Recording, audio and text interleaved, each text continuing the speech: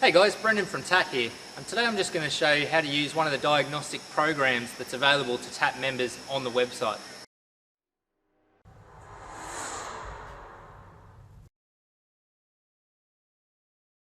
So once you've logged into the TaT website, we can go to Diagnostic Programs.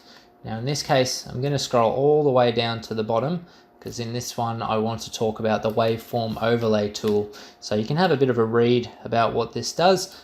Primarily it's going to be used when we're looking at individual cylinder events, particularly when using a first look sensor or a pulse sensor with a scope. Right, so it allows us to be able to visually see where each cylinder is in the 4-stroke cycle compared to the others. Now there is a beta version as well that just adds a couple of additional features. If for whatever reason you have any problem, then you can always go back to the original and you'll have 99% of the functionality of this beta version.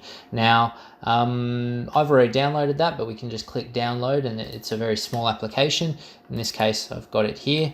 So this is the tool itself, just an easy little application.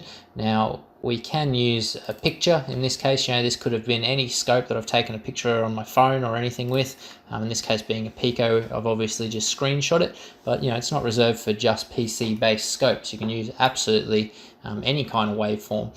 Now, anyone who's done any kind of pulse sensor testing will know that this is a waveform from a pulse sensor, and in this case this one is in the exhaust.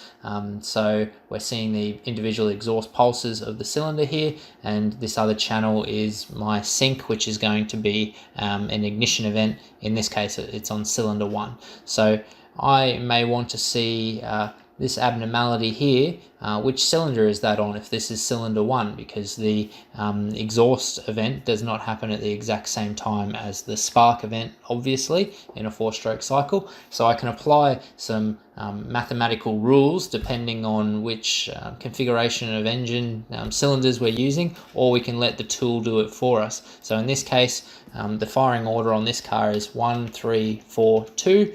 And we know that I've chosen my sync as cylinder 1, but it's just whatever cylinder you can get to get any kind of sync. You could choose any cylinder. So we'll stick with 1. We press go, and you have to bear with me. I've got dual monitors here, so sometimes it spits it over onto the second monitor. Now it's given us this handy chart that now shows us where everything is in the 4-stroke cycle. Now primarily when I'm using this program, I'm going to spit it out into this overlay, and we then just simply line up this side of it. You'll see it's adjustable, and in this case I was very lucky, it's already lined up, but you'll find sometimes it's like this, and we need to resize this so it lines up. Obviously we want it so that this is 0 degrees of engine rotation, and this is our full 720 degrees of 4-stroke cycle. So line that up so then it is true, and we can now see that if this is cylinder 1 spark event, well, this is cylinder 1's power stroke. This is cylinder 1's exhaust stroke, and I'm not going to go into the intricacies of what we're seeing here on the exhaust, but this is a very important event that we now know is happening on cylinder 1. Anyone who's played with this would know we have a misfire on cylinder 1 because of this. We may want to see at the same time what's happening on the other cylinders. Cylinder 2 is on its intake, cylinder 4 is on its compression, and cylinder 3 is on its power stroke, so on and so forth. Okay, so a very handy tool to do that.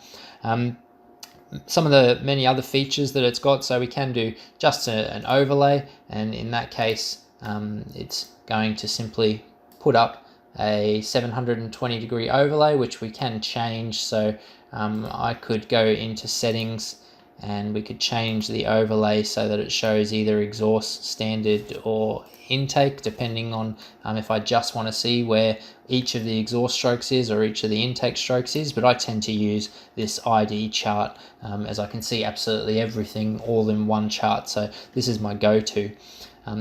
Now this may seem like it's, okay, well, that's fairly easy if you know the rules of exhaust pulses. It's quite easy to know that this is going to be the one for cylinder 1, but where this tool comes into its own is when we start to get a bit more complicated, right? So let's pull up a waveform with a little bit more going on.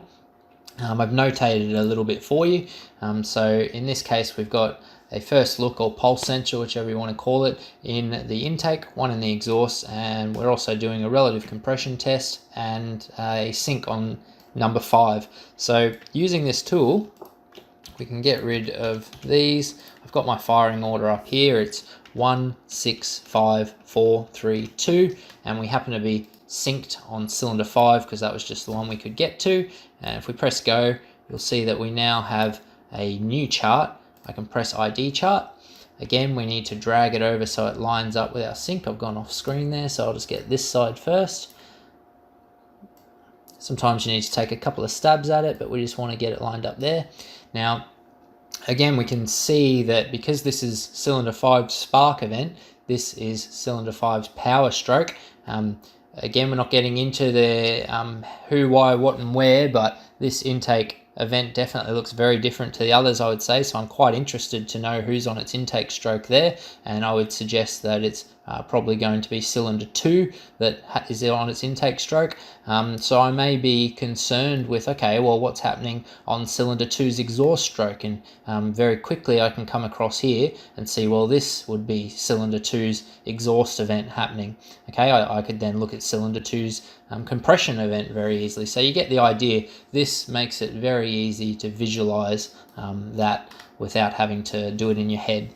Now, a couple of other things we can do with this program. So if we come down to compare, I can choose a couple of images. In this case, we're going to use our misfire that we had, and I'm just purely bringing up a pretty random image that we may want to compare these two for whatever reason, or your friend might have something similar that they want to send to you and you want to compare it to yours. So we've got two pictures here. Now, they may be of different sizes, so you could manipulate them so that they start to match up.